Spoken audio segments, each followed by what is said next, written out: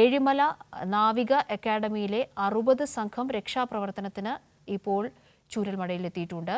Lieutenant commandant ആശീർവാദിന്റെ നേതൃത്വത്തിലുള്ള സംഘമാണ് എത്തിയത്. 45 നാവികർ, 5 ഓഫീസർമാർ, 6 ഫയർ ഗാർഡ്സ്, ഒരു ഡോക്ടർ തുടങ്ങിയവരടങ്ങുന്ന ഒരു വലിയ സംഘം രക്ഷാപ്രവർത്തനത്തിന് ഇപ്പോൾ എത്തിയിട്ടുണ്ട്. സുനിൽ അരുമാനൂർ കൂടി ന്യൂസ് ഡെസ്കിൽ നിന്ന് കൂടുതൽ വിവരങ്ങളുമായി ചേരുന്നുണ്ട്. സുനിൽ, രക്ഷാപ്രവർത്തനത്തിൽ മനുഷ്യസാധ്യമായതെന്തും ഉപയോഗിക്കുമെന്ന ഇന്നലെ സർക്കാർ നൽകിയ ഉറപ്പ്, വാക്ക്, അത് അക്ഷരാർത്ഥത്തിൽ ഇപ്പോൾ പ്രതിഫലിക്കുന്നുണ്ട് ഈ ദുരന്തമുഖത്ത്. അപ്പോഴും പക്ഷേ ഇന്ന് നമ്മൾ ഓരോരുത്തരും കേൾക്കുന്നത് ഈ ദുരന്തത്തിൽ നിന്ന് രക്ഷപ്പെട്ട് ക്യാമ്പിൽ കഴിയുന്നവരുടെ വാക്കുകളാണ്. പുനരധിവാസം, അതിജീവനം എന്നുള്ളതൊക്കെയും എങ്ങനെ സാധ്യമാകും എന്നുള്ളതൊരു വലിയ ചോദ്യമായി നിൽക്കുന്നു. ഉറ്റവരൊക്കെയും നഷ്ടപ്പെട്ട്, സമ്പാദ്യമൊക്കെയും നഷ്ടപ്പെട്ട്, വീടുൾപ്പെടെ പോയവരാണ് നമുക്ക് മുന്നിൽ നിന്ന് കരയുന്നത്. ഇത് ഏതൊരു ആശ്വാസ വാക്കുകൊണ്ട് ഇവരെ സാന്ത്വനിപ്പിക്കാൻ കഴിയുമെന്ന വലിയ ചോദ്യം നമുക്ക് മുന്നിൽ ബാക്കിയാണ്. അപ്പോഴും 200-ലധികം പേരെ ഇനിയും കണ്ടെത്താനുണ്ട് എന്ന കണക്കും പുറത്തു വരുന്നു. തീർച്ചയായും കാവ്യ, നമ്മൾ ഇപ്പോൾ കണ്ടുകൊണ്ടിരിക്കുന്നത് അവിടുത്തെ രക്ഷാദൗത്യത്തിൻ്റെ ഏറ്റവും തീവ്രമായിട്ടുള്ള ഒരു മുഖമാണ്. കാരണം ഒരാളെങ്കിലും എവിടെയെങ്കിലും കുടുങ്ങിക്കിടപ്പുണ്ടെങ്കിൽ അവരെ രക്ഷിക്കുക എന്നുള്ളത് ഒരു ഭാഗത്ത് നിൽക്കുമ്പോൾ, നേരത്തെ മന്ത്രി റിയാസ് പറഞ്ഞതുപോലെ ഈ രക്ഷപ്പെട്ട് വന്നവരുടെ മാനസിക അവസ്ഥ, അവരെ പുനരുജ്ജീവിപ്പിക്കുന്ന തരത്തിലുള്ള പ്രവർത്തനങ്ങൾ നടത്തുന്നതും അവർക്ക് കൗൺസിലിംഗ് നടത്തുന്നതും അടക്കമുള്ളതാണ് ഇനി ഏറ്റവും വലിയ വെല്ലുവിളിയായി നിലനിൽക്കുന്നത് എന്നാണ് മന്ത്രി പറഞ്ഞത്. അദ്ദേഹം കണ്ട കാഴ്ചകൾ, മന്ത്രിമാരുടെ സംഘം കണ്ട കാഴ്ചകളാണ് ഏറ്റവും വേദനാജനകം എന്ന് പറയുന്നത്. ഒപ്പമുണ്ടായിരുന്നവർ ഇല്ല എന്നുള്ളതും, ഒരു മുറിയിലുണ്ടായിരുന്നവർ കൂടെ ഉണ്ടായിരുന്നവരെ അടുത്ത മുറിയിലേക്ക് നോക്കുമ്പോൾ കാണാനില്ല. ഒരു വീട്ടിലെ മുഴുവൻ അംഗങ്ങൾ പോകുന്ന ഒരവസ്ഥ.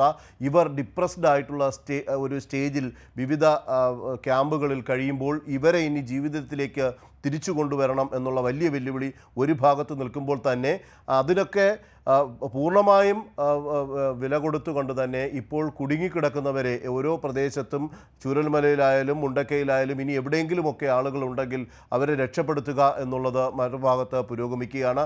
അതിന് കൂടുതൽ സേന എത്തുന്ന തരത്തിലേക്കാണ് കാര്യങ്ങൾ പോകുന്നത്. നേരത്തെ തന്നെ മന്ത്രി സൂചിപ്പിച്ചൊരു കാര്യം, ഇന്നിപ്പോൾ ക്യാബിനറ്റ് ആരംഭിച്ചിരിക്കുകയാണ്. മന്ത്രിസഭാ യോഗത്തിൽ പ്രത്യേകമായി തന്നെ ഈ വിഷയം ചർച്ച ചെയ്താണ് ആദ്യം ക്യാബിനറ്റ് നടക്കുന്നത്.